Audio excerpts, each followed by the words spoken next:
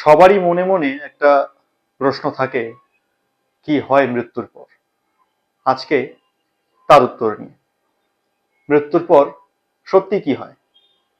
যখন একটা মানুষ প্রাণ ত্যাগ করে, অর্থাৎ দেহটা, সচল দেহটা যখন সম্পূর্ণরূপে নিস্তব্ধ হয়ে যায় এবং তার মধ্যে যে হৃৎপিণ্ডটা চলছিল সেটা হঠাৎই বন্ধ হয়ে যায়, তখনই আমরা বলি এর মধ্যে আর প্রাণ নেই, এর মৃত্যু হয়ে গেছে।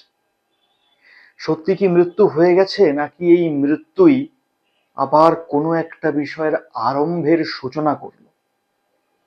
যখন একটি মানুষের শরীর থেকে তার প্রাণ বায়ু বেরিয়ে যায়, অর্থাৎ যেটাকে আমরা আত্মা বলি, যখন বেরিয়ে যায় তখন তার অনুভবটা কি রকম হয়, সে কি ফিল করে, সে কি বুঝতে পারে? জানি না আমরা। কারণ এটা সেই বুঝতে পারে যার সাথে ঘটনাটি ঘটে। একটা মানুষ যখন মারা গেল, তার শরীর থেকে যখন আত্মাটা বেরিয়ে গেল, তখন সেই আত্মাটাও বুঝতে পারছে না তার সাথে কি হয়ে গেছে। আমরা যারা প্রিয়জন আছি, যারা পরিবারের পরিজন আছি, তারা শোক প্রকাশ করি, দুঃখ প্রকাশ করি যে আমাদেরই পরিবারের একজন সদস্য, আমাদেরই প্রিয় বন্ধু আমাদের ছেড়ে চিরকালের জন্য চলে গেল। কে গেল? সে গেল না, সে দেহটাকে ত্যাগ করলো মাত্র। সে কিন্তু এখনো যায়নি, সে ওখানেই আছে, আমাদের মধ্যেই আছে, ওই অবস্থাতেই আছে। সে বারবার আমাদেরকে বারণ করছে, ওরে কাঁদিস না, আমি তো এখানেই আছি, তোরা কেন কাঁদছিস? এই ঘটনাটি চলতে থাকে টানা 2 ঘন্টা যাবৎ।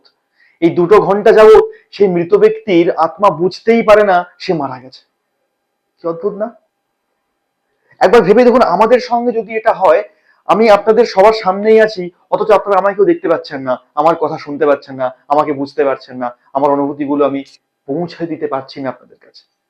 অথচ আমি বারবার বলছি আমি আছি, আমি আছি, আমি নেই না, আমি আছি, ওটা আমার দেহ মাত্র। কি অদ্ভুত! এই ঘটনাটা প্রত্যেক দিন ঘটছে, প্রতি ক্ষণে ঘটছে, কোথাও না কোথাও ঘটছে। মৃত্যুর পর ঠিক এটাই ঘটে, এটাই ঘটে। যখন সেই দেহটিকে নিয়ে আমরা শ্মশানে যাই বা কবরস্থানে যাই, যেখানেই যাই না কেন, যখন সেই দেহটিকে দাহ করা হয়, তখনও সেই আত্মা সেখানেই উপস্থিত থাকে। সে তখন নিজের চোখে দেখছে তার দেহটা জ্বলে যাচ্ছে, কিন্তু কোনো অনুভূতি নেই তার মধ্যে, কোনো অনুভূতি নেই। সেই সময় সে যে দেহটা পায়, সে যে আকৃতিতে থাকে, সেটাকে বলা হয় বায়বীয় দেহ। অর্থাৎ সেটা দিয়ে কোথাও স্পর্শ করা যায় না, সেটা দিয়ে কাউকে দর্শন দেওয়া যায় না, সেটা দিয়ে কোনো অনুভূতি প্রকাশ করা যায় না।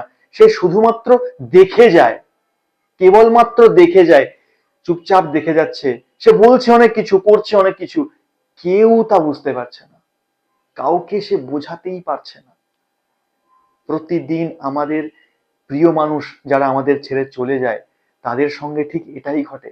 আমরা তো তার চলে যাওয়ার দুঃখে শোক প্রকাশ করি, কিন্তু সে আরো বেশি কষ্ট পায় আমাদের দুঃখ দেখে। কারণ সে চায় যাতে আমরা সুখে থাকি, আমরা ভালো থাকি। সে এটা কখনোই চায় না যে আমরাও তার চলে যাওয়ার জন্য শোক প্রকাশ করি, দুঃখ প্রকাশ করি। কারণ তার দেহটা চলে গেছে, তার দেহটা পুড়ে যাচ্ছে, এই জন্য সে যতটা না বেশি দুঃখ পাচ্ছে, সে আরো বেশি দুঃখ পাচ্ছে আমাদের, অর্থাৎ তার প্রিয়জনদের কষ্ট দেখে। তাই নয় কি?